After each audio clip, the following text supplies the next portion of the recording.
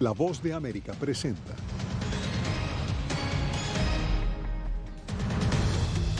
Estados Unidos derogará la norma sanitaria que permitía la expulsión expedita de indocumentados en la frontera. Que se tomen las medidas pertinentes para garantizar que haya un verdadero cambio. Activistas proinmigrantes complacidos con el fin del título 42.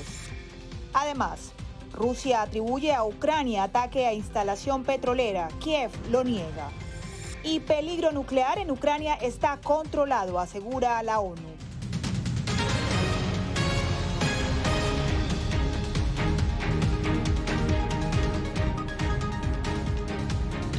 Desde Washington les doy la más cordial bienvenida al Mundo al Día. Yo soy Diva Lizette Cash y comenzamos las noticias en la Casa Blanca porque el gobierno de Estados Unidos anunció la finalización del título 42, la norma sanitaria que permite la expulsión expedita de inmigrantes indocumentados en la frontera con México. Y precisamente para conocer más detalles nos conectamos con Jorge Agobián, quien se encuentra en la Casa Blanca. Jorge, cuéntanos, ¿desde cuándo dejaría de regir esta norma? Diva Lizette, es una muy buena pregunta. No será inmediatamente, será a partir del próximo 23 de mayo cuando esta norma de inmigración cese, según dijeron las autoridades de inmigración de Estados Unidos, y lo recalcó la Casa Blanca el día de hoy. ¿De qué se trata? Se trata del título 42, una medida que prohibía el ingreso de inmigrantes a Estados Unidos desde la administración del expresidente Donald Trump. La administración Biden la mantuvo durante 2 años debido a los temores de salud pública por coronavirus, pero esto dejará de existir, esta norma, a partir del 23 de mayo. Hay mucho que explicar sobre este tema, pero primero vamos a revisar lo que dijo la secretaria de prensa de la Casa Blanca el día de hoy. Siempre ha sido el caso y sigue siendo el caso. Esta es una directiva de salud determinada por los CDC. También diría que la implementación de su decisión requiere un proceso interinstitucional, específicamente el liderazgo del Departamento de Seguridad Nacional, y requiere la implementación de protocolos de mitigación de COVID-19 apropiados, además de aumentar la capacidad y aumentar los recursos necesarios, por lo que siempre iba a ser importante tener un periodo de implementación y el cronograma lo refleja. ¿Qué hay que explicar? Estoy molestando mi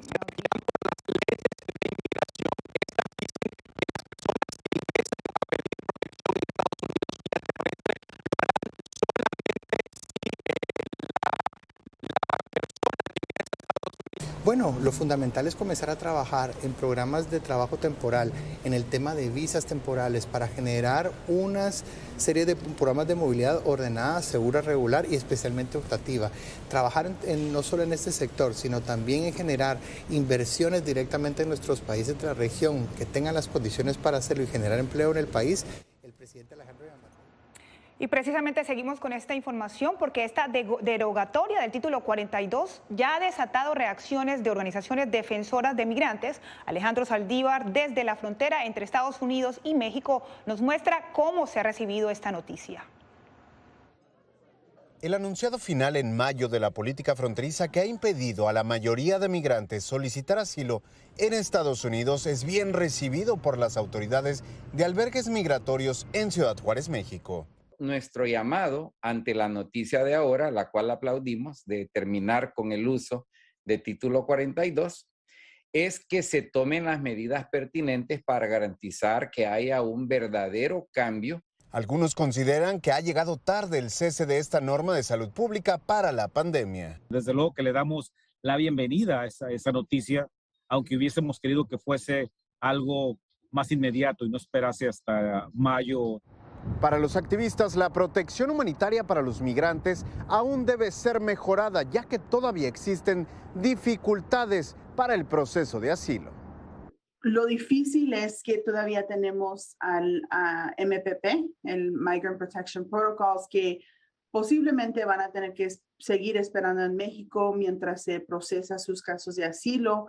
Mientras llega el fin del título 42, el gobierno estadounidense planea desplegar a más de 600 agentes en la frontera con México. Alejandro Saldívar, Voz de América, El Paso, Texas. Y en un 3.6% descendió la tasa de desempleo en Estados Unidos en marzo, la más baja desde el inicio de la pandemia. La creación de más de 500,000 empleos mensuales durante el primer trimestre del año coincide, sin embargo, con la inflación más alta en 40 años y una crisis energética mundial.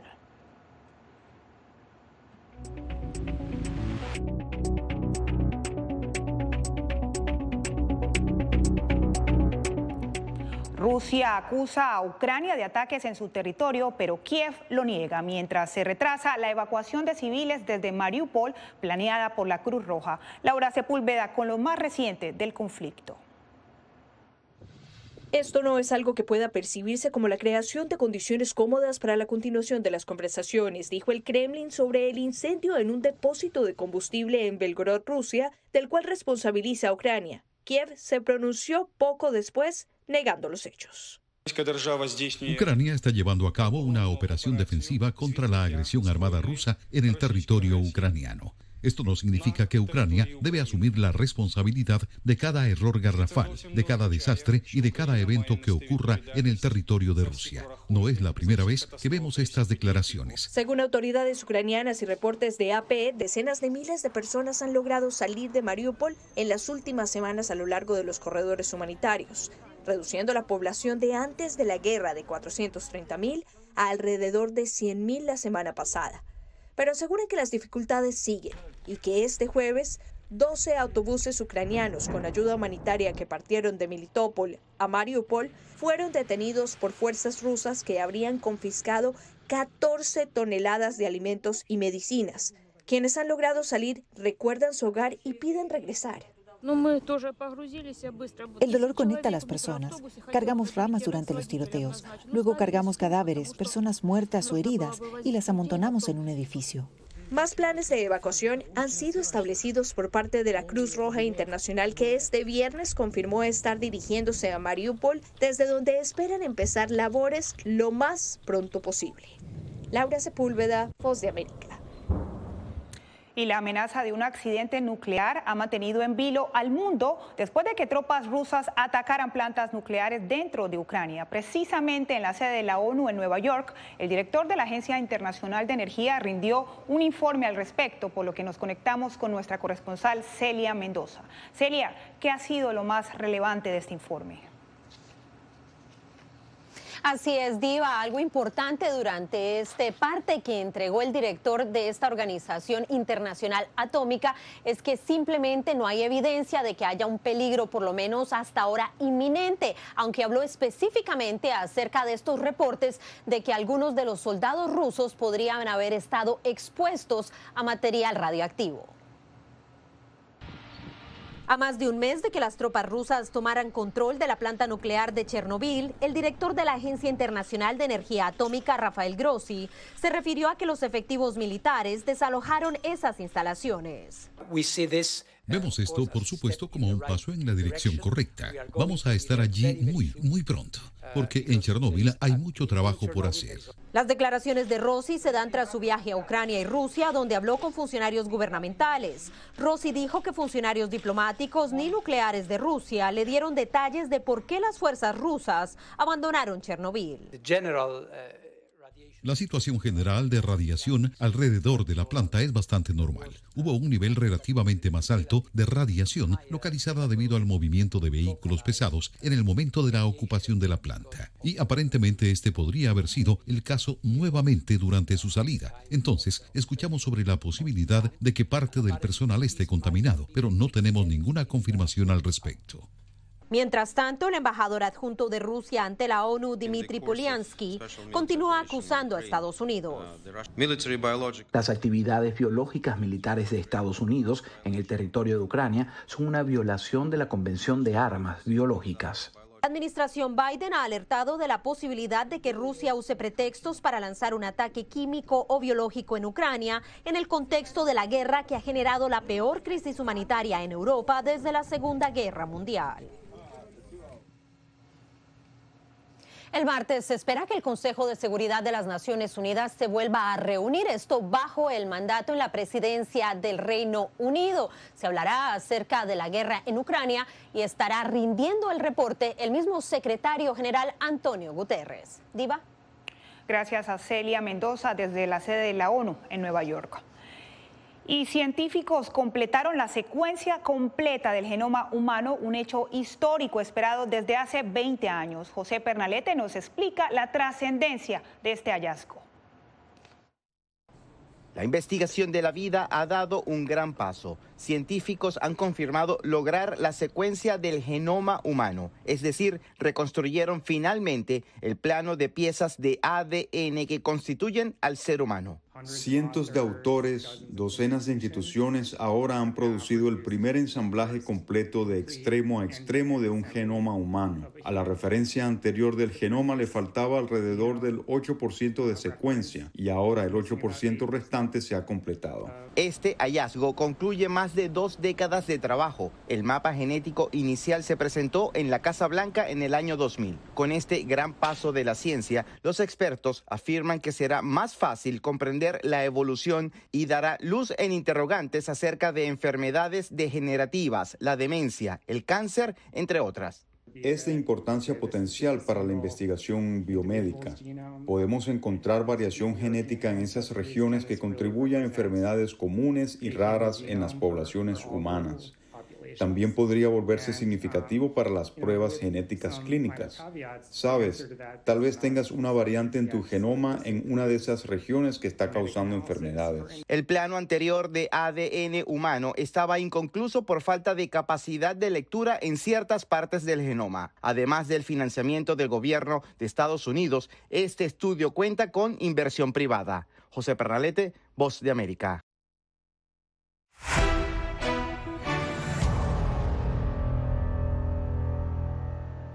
Las hospitalizaciones con COVID-19 en Estados Unidos alcanzaron su punto más bajo desde que empezó la pandemia, según datos del Departamento de Salud y Servicios Humanos. Hasta este viernes, 16.138 personas estaban hospitalizadas con coronavirus, la cifra más baja desde que la agencia comenzó a actualizar estadísticas en julio de 2020. Actualmente, solo el 2% de las camas hospitalarias están destinadas a pacientes con COVID-19 y menos de 2.000 camas para cuidados intensivos son usadas por pacientes de coronavirus. Este domingo, Costa Rica elige nuevo presidente. En minutos le contamos qué le preocupa a los ticos.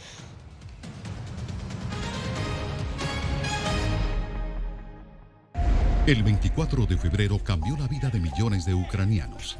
La invasión de Rusia a Ucrania puso sus vidas en pausa. Mujeres, ancianos y miles de niños huyen cada minuto del país. Con Celia Mendoza y Julia Riera, La Voz de América documenta desde Polonia esta crisis humanitaria sin precedentes en Europa desde la Segunda Guerra Mundial. Vidas en pausa. Encuéntralo en vozdeamerica.com.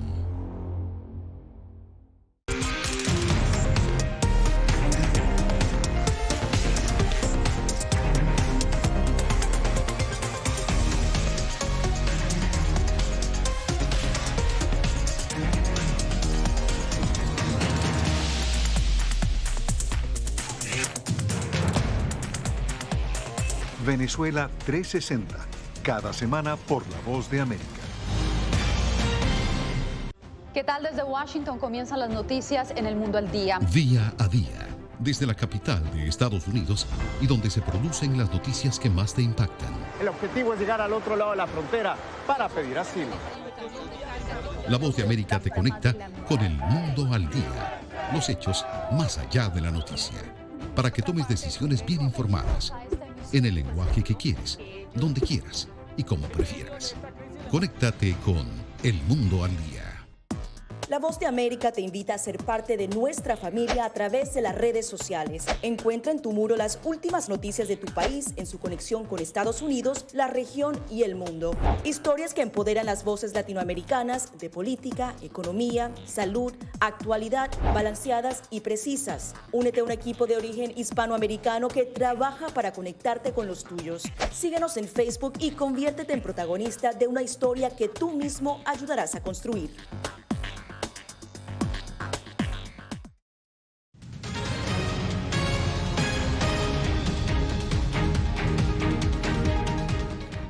Rica elige este domingo a su nuevo presidente en segunda vuelta. Donaldo Hernández le midió el pulso a los costarricenses para conocer la principal preocupación del electorado. Esto fue lo que encontró.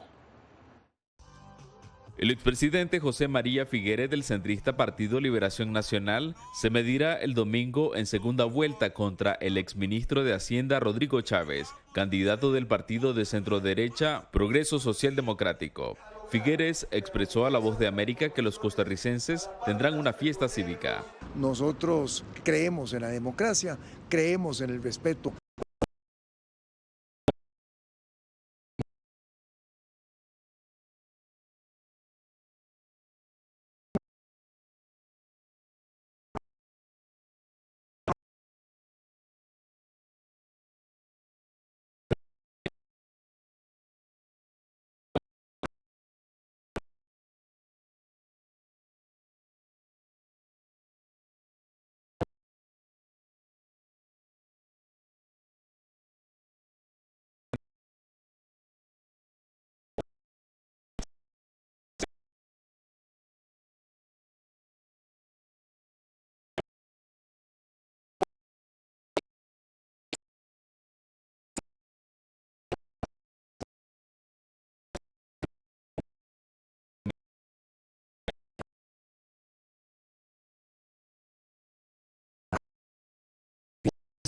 Una crisis inminente a la vuelta de la esquina.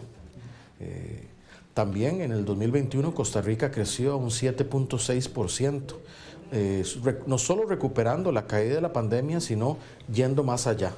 Analistas coinciden que el triunfo podrían definirlo los indecisos, que representan el 18% del electorado.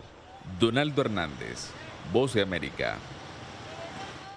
Y en El Salvador, el presidente Nayib Bukele le decretó alerta máxima en los centros penales debido al súbito aumento de homicidios. Organizaciones le aseguran a Claudia Saldaña que la medida viola los derechos humanos de la población penitenciaria.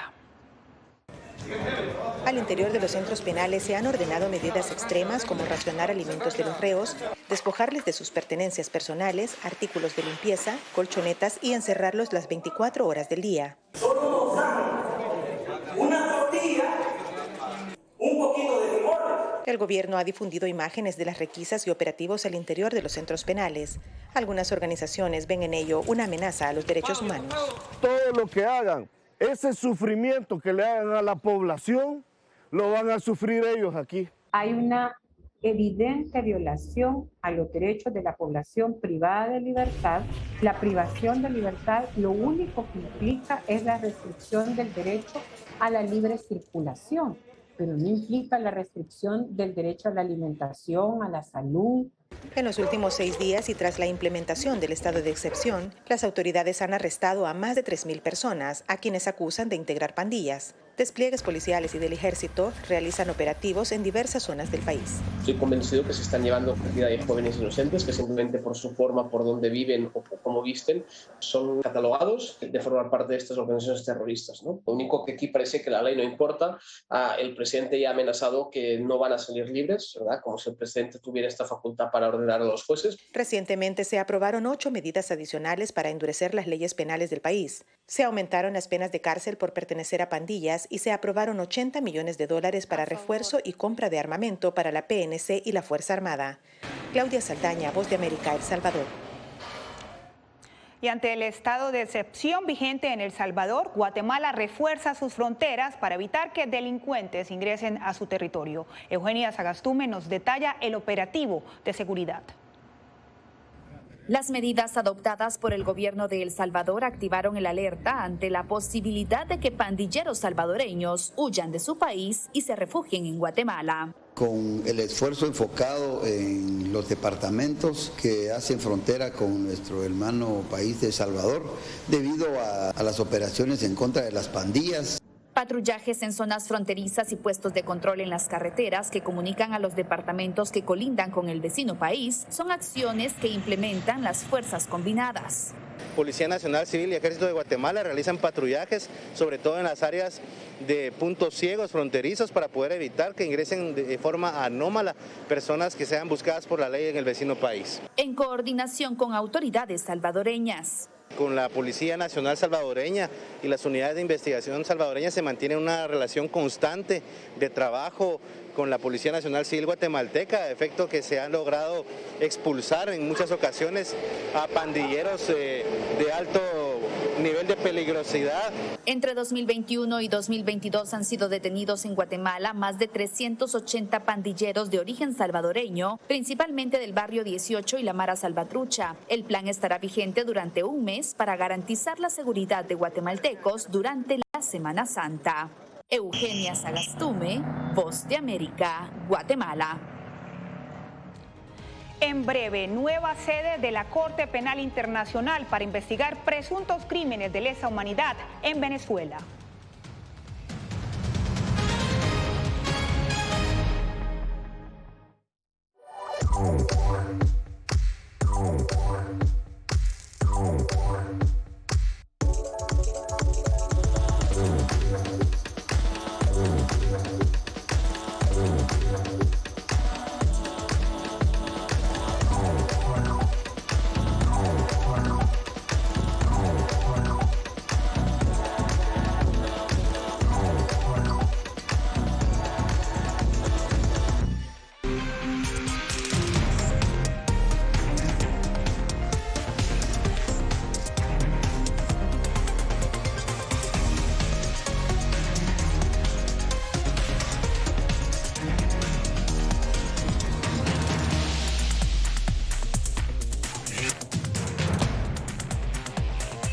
Venezuela 360, cada semana por La Voz de América.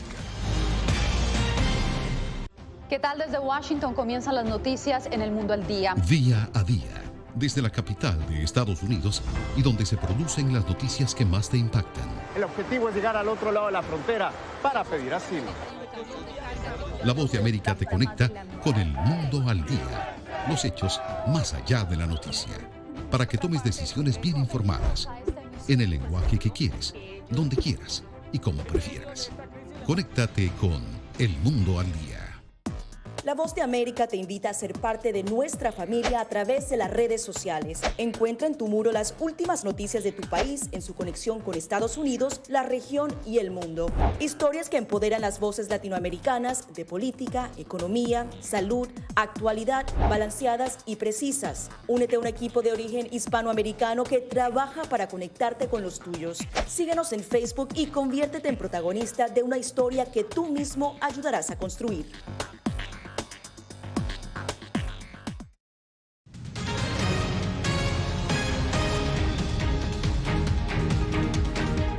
En Venezuela, el fiscal de la Corte Penal Internacional, Karim Khan, anunció que ese órgano de justicia abrirá una sede en Caracas para investigar presuntos crímenes de lesa humanidad. Álvaro Algarra con la información. En su segunda visita a Venezuela, Karim Khan dijo que la apertura de una oficina es un paso importante y destacó que han actuado de forma sincera y de buena fe, cumpliendo con el memorando de entendimiento para ayudar a Venezuela a garantizar la justicia en la medida de lo posible. Abrir o la Fiscalía de la CPI podrá abrir una oficina aquí en Caracas.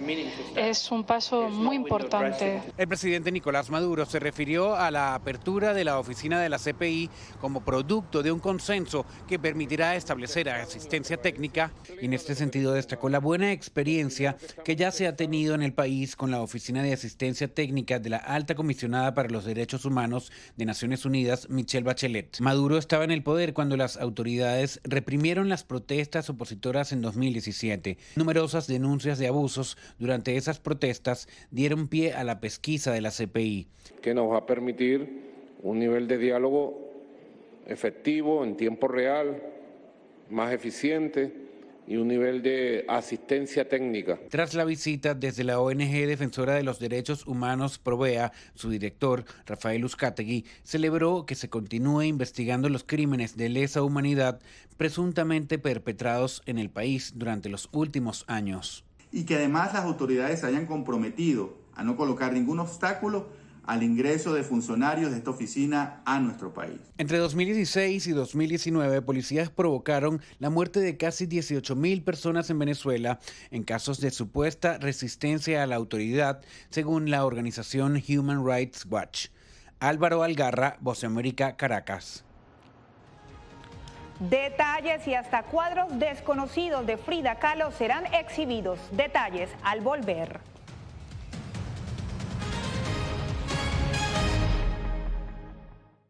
El 24 de febrero cambió la vida de millones de ucranianos. La invasión de Rusia a Ucrania puso sus vidas en pausa. Mujeres, ancianos y miles de niños huyen cada minuto del país. Con Celia Mendoza y Julia Riera, La Voz de América documenta desde Polonia esta crisis humanitaria sin precedentes en Europa desde la Segunda Guerra Mundial. Vidas en pausa. Encuéntralo en vozdeamerica.com.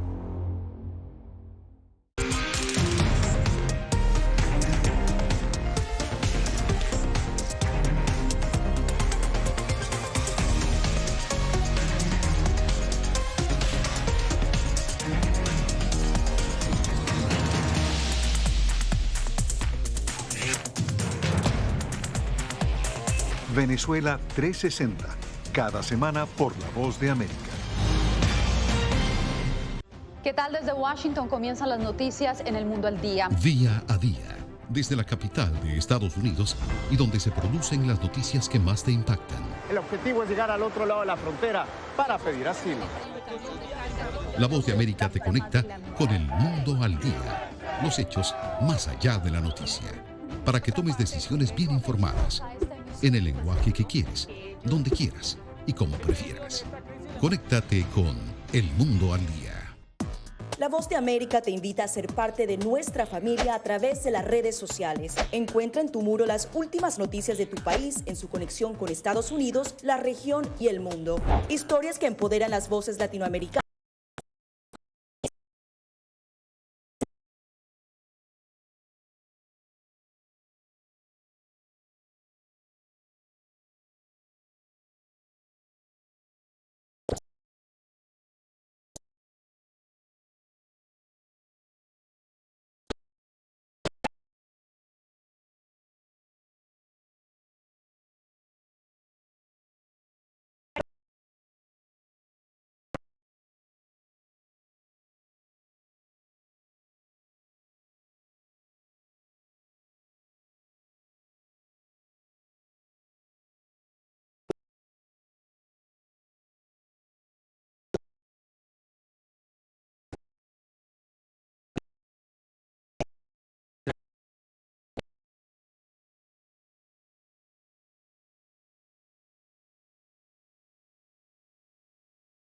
Tanto mi abuela, mi bisabuela, mi abuela y mi mamá, pues han guardado ya protegido con tanta intensidad.